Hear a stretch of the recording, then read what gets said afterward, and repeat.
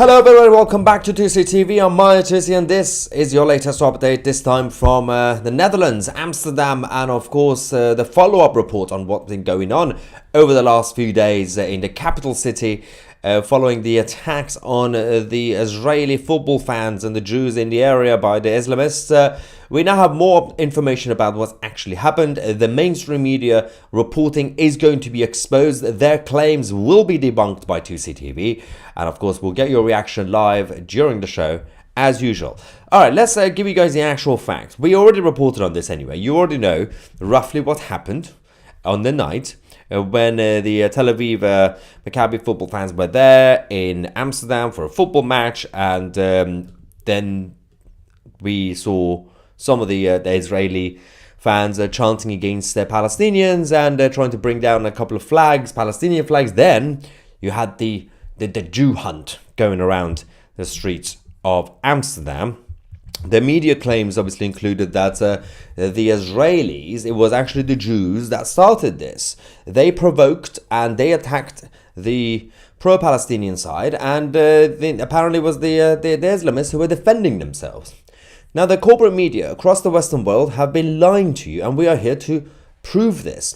Now, first things first, we know that this was an organized attack because they already had the Palestinian flags ready.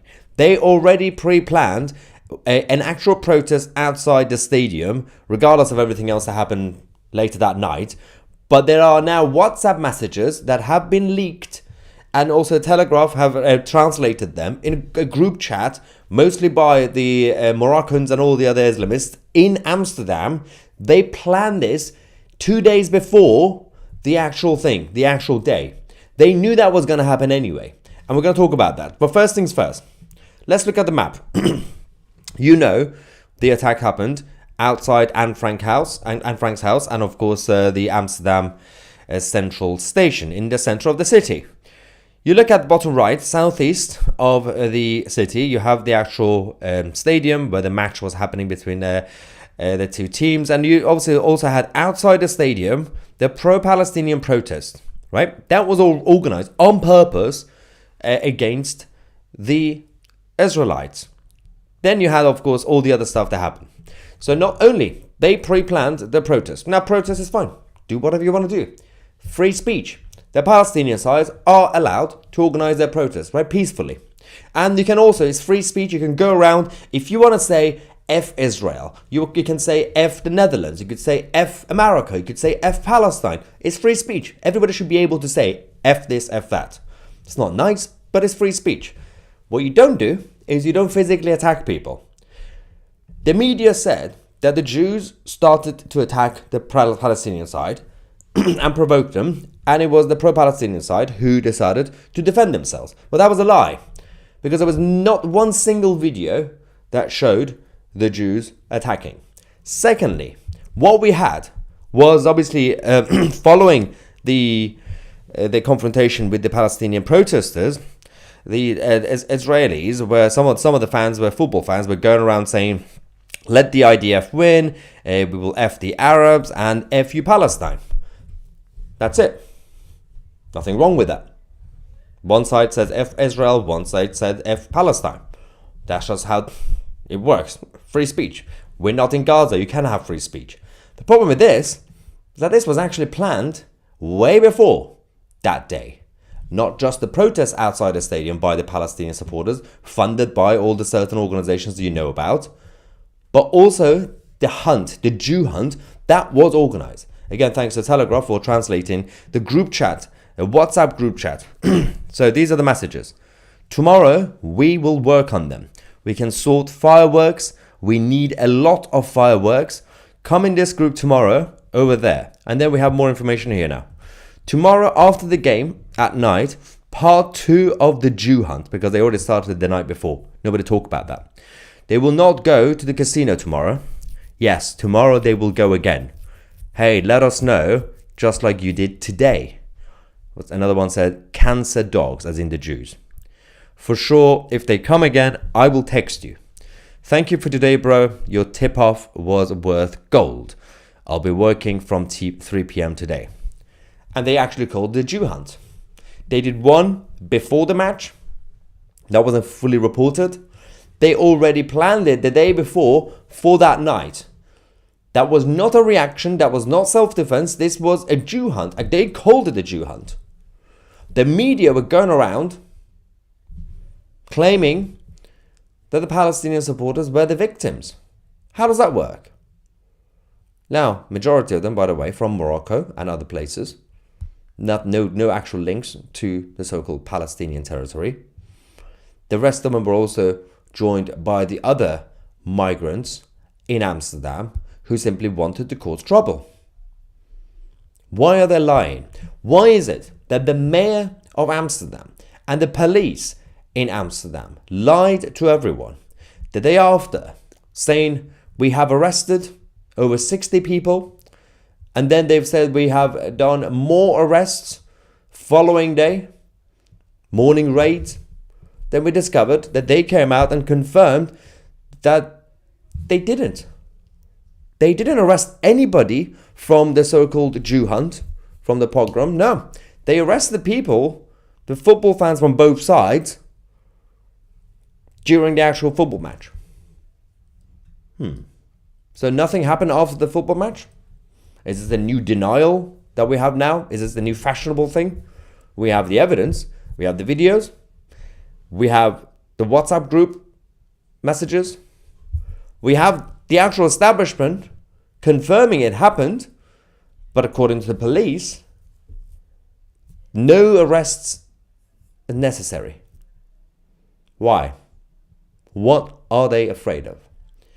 Now, Geert Wilders and others are still pushing the establishment to stop mass deportations, to push for more investigation into the individuals who are involved in not just the actual attacks against the Jews, but the planning, the actual organization of it, which was very well planned in advance, before any of the Israeli football fans chanting F Palestine, F the Arabs, whatever they said, way before.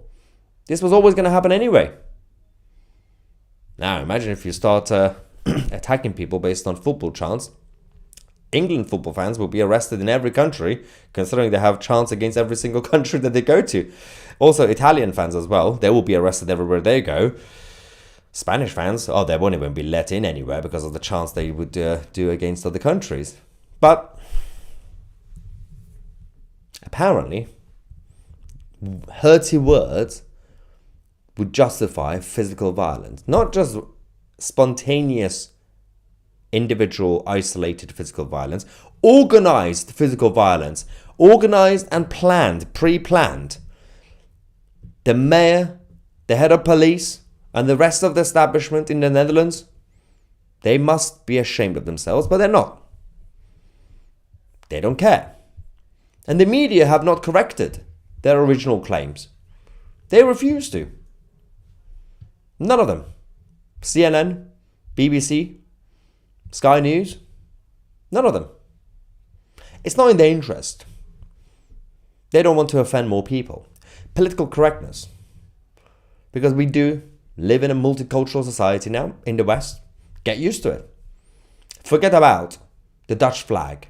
Forget about the Union flag. Europe is dying, and they want it to die. The establishment don't care. Now, there are many good people in Amsterdam and across the Netherlands who continue to fight for their country. And the Freedom Party is there. Are they being heard? Let's get some reaction from the live chat. Helen, thank you very much for your first super chat. And we also have Mike saying F Palestine. And says, we all know that the mainstream media is run by Goebbels and wannabes.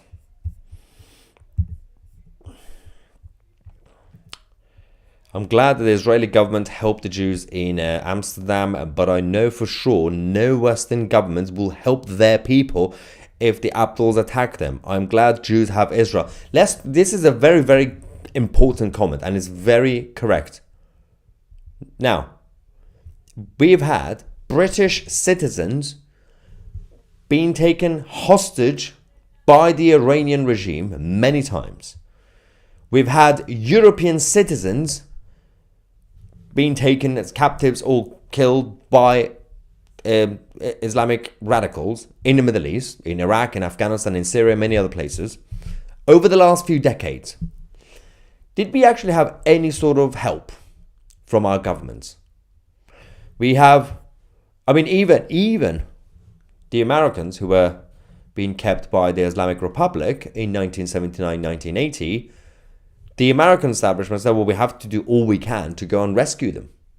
Now, they were also obviously trying to do some sort of a diplomatic solution, but at the same time, they were literally thinking about the operations. They tried. British government don't send rescue planes or anything, or even think about that. The German government, the French government, they've had their citizens taken primarily by the Iranian regime over the last few decades, and many other places as well. When they get into trouble elsewhere, they don't really send any support. The Roman Empire had one simple policy. If a Roman citizen gets touched across the whole world, the other side of the world, the Roman Empire will come and destroy the whole place because you touched a Roman citizen in anger. You poked a bear, Rome will come for you. Why don't we have our governments doing this? Why is it that only Israel support their people properly? I mean, if we have Britain getting invaded, like the 7th of October in Israel, at this point, I would expect the British government and politicians to come and apologize to the invaders, saying, sorry, we made it a little bit inconvenient for you guys. Next time we'll help you invade better. Blue Sapphire says, Maya, this was just Amsterdam. I'm scared to see what will happen in France. Well, we'll say that the next football match is going to be important. We've got a travel warning here in Israel not to go to France. Europe is effing dead and it's a suicide. Yes, of course, there's going to be more security announced by Emmanuel Macron's government in Paris for the upcoming match. Of course, more Israelis are going to go to watch the game in Paris. It's going to be quite scary to see what's going to happen. Hopefully the French could do their job. Super chat from Israel, the Times and Sunday, I don't know them, called us hooligans. Yes, and that we started. There's the thing. So the media not only have been going around saying that the Jews started it, as they implied that there were normal people in Amsterdam walking around innocently, and suddenly the Jews started attacking everyone, and Palestinian supporters, which again there was not one single evidence. We had evidence of Israeli fans chanting anti-Palestinian songs and trying to bring down a Palestinian flag because the Palestinian supporters pre-planned an aggressive protest outside the stadium anyway. Obviously both sides are going to clash, but no violence then. But then the Palestinian side, they pre-planned the Jew hunt anyway. Not only the media and also even the press said that the Jews started it when they didn't. Secondly, they called them everybody football hooligan. Stop this nonsense that every single person who's a football supporter is a football hooligan. Don't go around calling people who are patriotic football hooligans. Stop being weird. Stop being out of touch. Greetings, beloved Britannia, Maya, and beloved family in Christ, with love from Mexico City. Thank you very much watching from Mexico City and all around the world, ladies and gentlemen. Lily Gal says, is the mental health epidemic to blame? But the thing is, one issue we had was the fascinating part about what happened on social media the next day, when the media started basically blaming the Jews for starting it. You had actual Islamists from Amsterdam getting offended that the media said the Jews started it. Like, they wanted to take credit for it. They said, no, we did it, the Jew hunt. What? They are basically admitting guilt, yet the police did not make any arrests. Why? She says Palestine means invaders, so good guess. Yeah. Mossad will catch and arrest them according to what they say in Israel. I mean, There have been discussions between Wilders and the Israelis anyway, but we'll see if there can be any sort of push for these individuals to actually be caught and deported anyway, or at least detained. I mean, you don't really want the Dutch tax money to pay for people to stay in prison in the Netherlands. Just kick them out. But and also the mayor in Amsterdam needs to resign. It's time.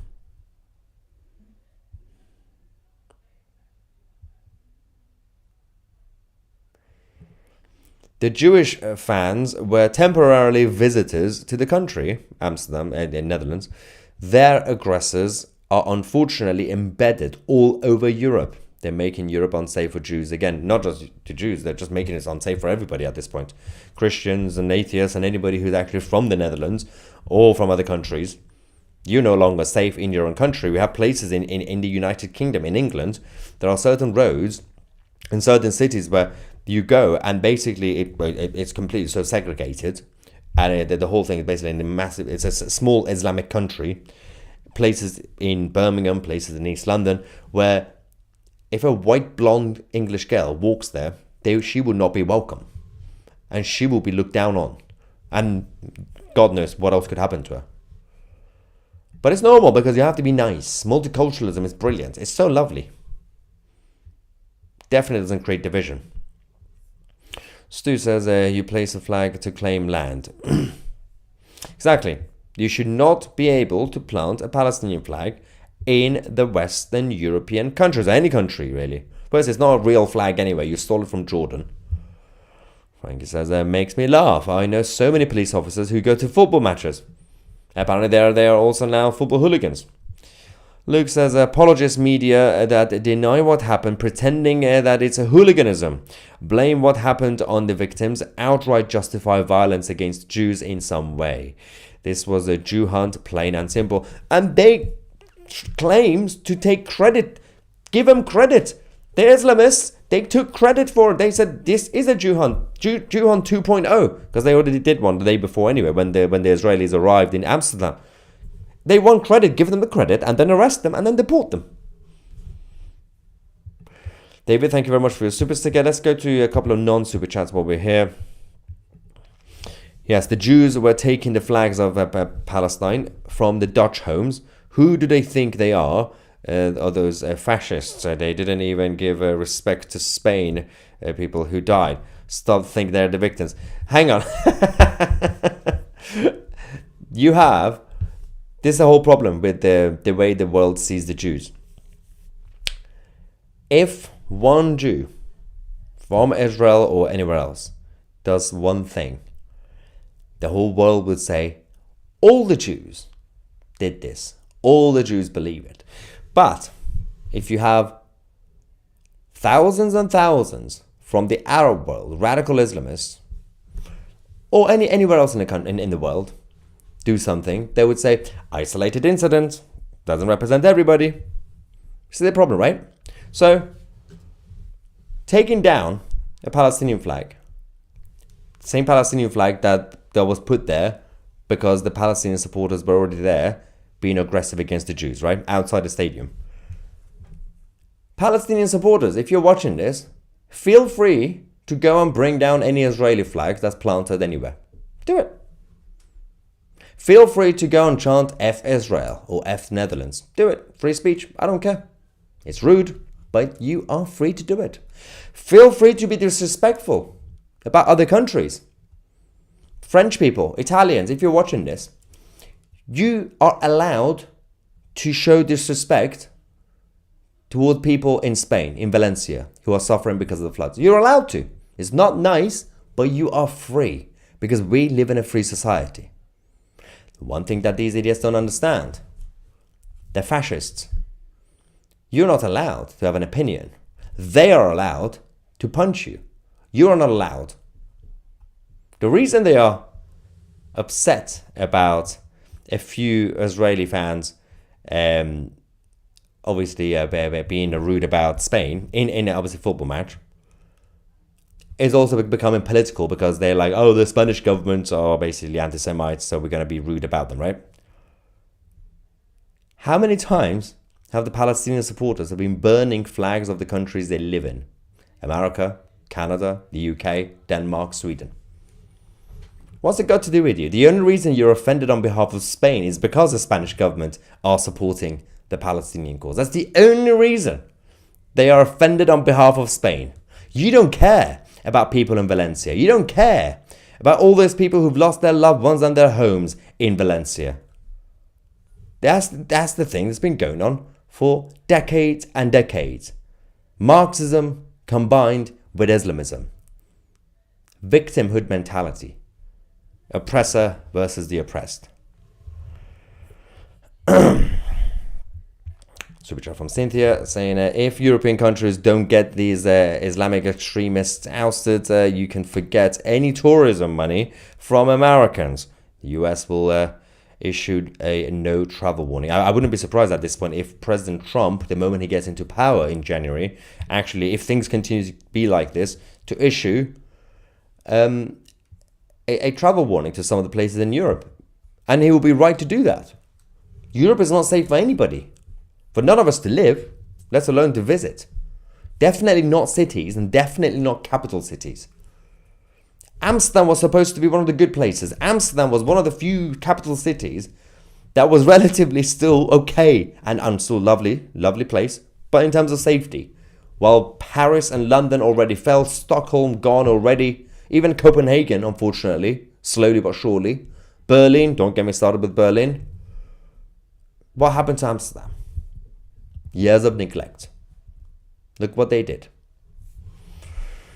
Anyway, good people in the Netherlands continue to fight for freedom and patriotism and their country, and hopefully they can turn the tide. Thank you, ladies and gentlemen, for watching. I'm Maya Tusi, and we are the media.